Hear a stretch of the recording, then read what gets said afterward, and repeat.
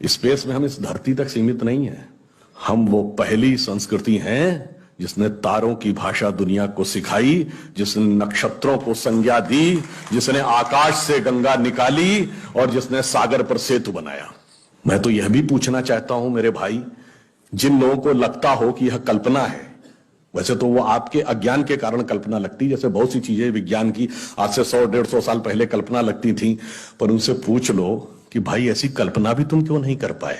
उसके लिए भी तो इतनी विराट दृष्टि चाहिए कि आप आकाश गंगा तक सोच सकें। तो इससे आप समझिए कि स्पेस में हमारा विस्तार कहां तक था। अब टाइम पे आइए, अभी 2 महीने पहले हम लोगों ने अपना नववर्ष मनाया, तो अभी क्या चल रहा है, ईस्वी संवत 2021।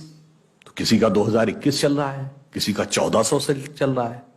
हमारा वैसे टेक्निकली ही सबसे पुराना है 2071, उससे पहले 5100 से अधिक युधिष्ठिर संवत, और हमारा सबसे पुराना संवत क्या है, ब्रह्म संवत, जो 1,97,40,28,000 कुछ 100, मुझे एग्जैक्ट फिगर नहीं याद है, वहां तक 1.97 बिलियन ईयर्स। बाकी दुनिया में कोई भी सभ्यता 1000 से ऊपर नहीं जा पाई। किसी संस्कृति में कहा गया 14,000 साल पहले दुनिया बनी, किसी ने कहा 7,000 साल पहले दुनिया बनी, किसी ने कहा 30,000 साल पहले दुनिया बनी। कोई 1 लाख तक भी नहीं पहुंचा और हम 1.97 बिलियन तक पहुंचे। और इसकी प्रामाणिकता क्या है, इसकी वैज्ञानिकता क्या है, इसका प्रमाण देता है दुनिया का सबसे बड़ा कॉस्मोलॉजिस्ट कार्ल सेगन। और ये कार्ल सेगन कोई छोटा मोटा आदमी नहीं था। आप में से जो लोग विज्ञान में रुचि रखते होंगे उनको पता होगा कि first man made object which has gone beyond solar system, सौर मंडल के परे जाने वाला पहला मानव निर्मित उपग्रह वॉयेजर है, जो 1978 में छोड़ा गया था। उस वॉयेजर में एक संदेश अंकित किया गया, उसमें चित्र भी बने हैं, भाषाएं भी लिखी हैं, तरह तरह की वॉइस रिकॉर्डिंग भी है। उस संदेश को जिस कॉस्मोलॉजिस्ट ने बनाया उसका नाम है कार्ल सेगन। तो आप समझिए वो कितना बड़ा और कितना महत्वपूर्ण व्यक्ति था।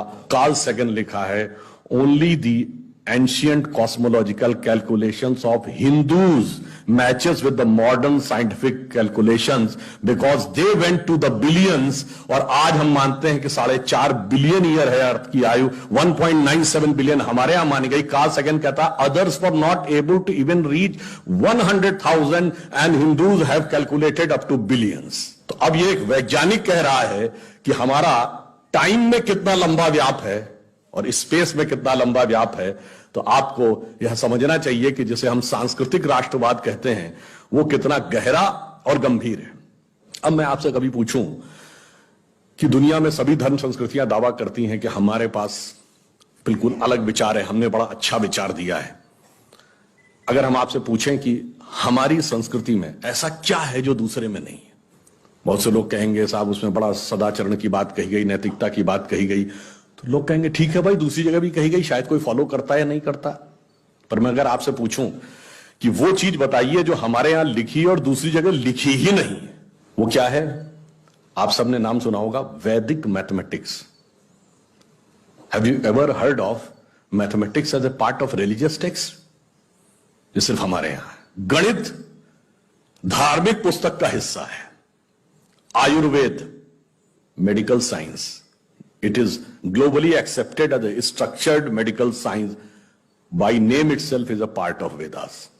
मेडिकल साइंस धर्म ग्रंथ का हिस्सा हो, गणित धर्म ग्रंथ का हिस्सा हो, ये दुनिया में कहीं नहीं। बाकी जगह विज्ञान और गणित का धर्म से संघर्ष है, हमारे यहां वो धर्म ग्रंथ से उद्भूत हो रहे हैं। ये फंडामेंटल डिफरेंस है हमारे और उनके बीच में।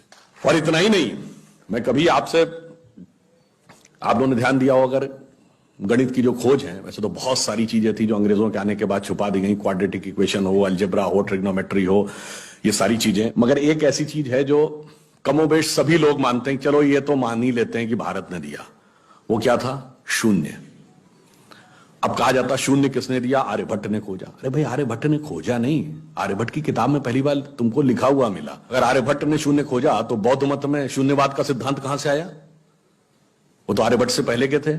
और ये बताइए कौरवों की 18 अक्षौणी सेना से लेके भगवान राम की जन्म कुंडली बन रही थी, वो बगैर शून्य के बन रही थी। वास्तविकता यह है कि शून्य वेदों से निकला और वो इस बात को स्वीकार करने को तैयार नहीं होते थे कि धर्म ग्रंथ से निकलता है। इसलिए उनको छटपटाहट थी, इसलिए वो कहने का प्रयास करते हैं किसी और ने निकाला था। और समस्या क्या है, हमारे यहां तो भगवान राम की जो कुंडली निकली है वो जब नासा के प्लैनेटोरियम सॉफ्टवेयर में डाली गई तो 7114 समथिंग बीसी की डेट निकल आई। अब बताइए, वैसे तो मैं नहीं मानता कि वो डेट सही है, उसके अंदर नक्षत्रों का कैलकुलेशन किया जाए तो बहुत पीछे आएगा, परंतु बताइए उन लोगों ने हमको समझा दिया कि हम अवैज्ञानिक हैं और हम अंधविश्वासी हैं, जिनमें किसी एक के यहां लिखा है कि धरती चपटी है और एक के में लिखा धरती के चारों तरफ सूरज घूमता है। और ऐसे महान ज्ञानदेव पाड़े लोगों ने हम लोगों को समझा दिया कि हम अनसाइंटिफिक थे और धरती को चपटी और धरती को इस सौरमंडल का केंद्र कहने वाले लोग वैज्ञानिक थे। आज भी जब सूर्य ग्रहण या चंद्र ग्रहण होता है, आप नासा की ऑब्जर्वेटरी बताती है ना, 1950 से पहले नासा नहीं था। आप जाके पूछिए, गांव में कोने में बैठे हुए किसी पंडित से कहिए, पंडित जी पंचांग में देख के बताओ सूर्य ग्रहण कब है, और जो वो हमारा पंचांग बताता है और जो नासा की ऑब्जर्वेटरी बताती है, कभी उसमें दिन तो छोड़िए घंटे और मिनट का भी अंतर देखा है? हमारा तो कैलकुलेशन 5500 साल से एज इट इज चला रहा है, और उसके बाद उन्होंने हमें बताया कि हम अवैज्ञानिक हैं। आज भी आप बताइए, उत्तर भारत में उतना नहीं दिखता, दक्षिण भारत के मंदिरों में जाइए, नवग्रह बने हैं तो सूर्य केंद्र में है कि धरती केंद्र में है? सूर्य के 7 किरणें होती हैं, 7 घोड़े सूर्य के बने कि नहीं मंदिरों में? अब बताइए, ऐसा हमारे दिमागों में भर दिया जाता है। हम लोगों ने भी विज्ञान में पढ़ा कि सबसे पहले 9 ग्रहों की खोज किसने की? केपलर ने, Kepler's law of planetary motion. हम सब ने, जिसने फिजिक्स पढ़ी होगी 10वीं 11वीं 12वीं में, कभी न कभी Kepler's law of planetary motion पढ़े होंगे कि केपलर ने सबसे पहले बताया कि 9 ग्रह होते हैं। अब ये बताइए, इधर जब हम पूजा करते हैं तो पंडित जी हाथ में जल ले क्या बोलते हैं? ब्रह्मा मुरारी त्रिपुरांतकारी भानु शशि भूमि सुतो बुधश्च और गुरुश्च शुक्र शनि राहु केतु सर्वे ग्रहा शांति करो भवन्तु। अब ये 9 ग्रहों के नाम केपलर बताए थे कि पंडित जी बताए हैं, और हजारों साल से बता रहे हैं। और उसमें मजे की बात यह है कि मंगल के लिए भूमि सुत यानी भूमि का बेटा, धरती का बेटा शब्द है। या अब जाके साइंस ने यह कन्फर्म किया है कुछ समय पहले कि एक थ्योरी है कि कभी एक जमाने में बहुत बड़ा एस्टेरॉयड टकराया था कि धरती से, और धरती का एक टुकड़ा अलग हो गया था, वही टुकड़ा बाद में मंगल बन गया। और भूमि सुत हमारे यहां लिखा हुआ, मंगल के पर्यायवाची में भूमि नंदन भूमि सुत जैसे शब्द हैं। अब आप देखिए क्या वैज्ञानिकता है और कैसे उसको इसमें सम्मिलित किया गया। मैंने क्यों बताया, हमारे यहां विज्ञान और धर्म इस कदर एक मत है कि ये उनकी बुद्धि परप्लेक्स हो जाती है कि कैसे हो सकता है। अब मैं शून्य पे आता हूं, हमने शून्य खोजा, मगर महत्वपूर्ण बात है हमने शून्य क्यों खोजा, हम शून्य खोजने में सफल क्यों हुए और वो क्यों नहीं सफल हो पाए। बड़ी बड़ी दुनिया की civilisation, Chinese civilisation, Mesopotamian, Babylonian, Egypt की सिविलाइजेशन, ग्रीस की civilisation, Roman empire, Turkish empire, Inca, Maya, Aztec, कोई जरूर नहीं खोज पाया। उसका कारण यह है कि जो भी विज्ञान के विद्यार्थी हैं वो शून्य का महत्व समझते हैं। किसी संख्या को आप जितने से डिवाइड करते हैं, x डिवाइडेड बाई n, उसका रिजल्टेंट होता है। जैसे आप n की वैल्यू कम करते चले जाते हैं, रिजल्टेंट बढ़ता जाता है। यानी किसी संख्या को x बटे 20 से x बटे 10 का मान ज्यादा होगा, x बटे 5 उससे ज्यादा होगा, x बटे 4, 3, 2, और जब x डिवाइडेड बाई 1 होगा तो क्या होगा? x हो जाएगा। इसका मीनिंग जानते क्या है? अब मैं आपको बताता हूं ये किस ढंग से हमारे व्यवहारिक जीवन और चेतना का हिस्सा था। आप लोग कभी ये सोचिए कि आपको जीवन में क्या अच्छा लगता है और अच्छा लगना क्या है। मैं बिल्कुल साइंटिफिक एक्सप्लेनेशन की बात कर रहा हूं। Happiness is considered to be an energised state of mind. जब आप खुश होते हैं तो आप ऊर्जा महसूस करते हैं अपने मन में, मस्तिष्क में। अब आपने माना मुझे अमुक गाड़ी से घूमना अच्छा लगता है, अमुक कपड़ा पहनना अच्छा लगता है, अमुक चीज खाना अच्छा लगता है, फला मोबाइल मिल जाए अच्छा, फला जगह घूमने को मिल जाए, से 20 थिंग्स। तो your energise state of mind is associated with 20 things. वो इंटेंगल्ड हो गई है 20 जगह। अब आप अपने मन में सुख के लिए उन 20 वस्तुओं पे आश्रित हैं, तो x डिवाइडेड बाई 20 है।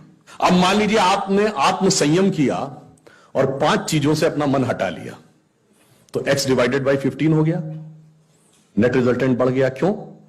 वो ऊर्जा जो उन 5 पदार्थों के साथ संलिप्त थी वो आपने बचा ली, तो वो आपके अंदर रह गई, तो by law of conservation of energy आपका एनर्जी लेवल बढ़ गया। जब आप x बाई 10 पे आ गए, एनर्जी लेवल और बढ़ गया।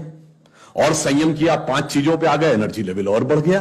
अब इसके आगे की यात्रा जो 5 चीजें हैं, उसके आगे की यात्रा x/5 के ऊपर की यात्रा थोड़ी कठिन चुनौतीपूर्ण है। यह सिर्फ सन्यासी कर पाते हो। 5 चीजें क्या हैं? भोजन, वस्त्र, आवास, श्वास और ईगो, अस्तित्व।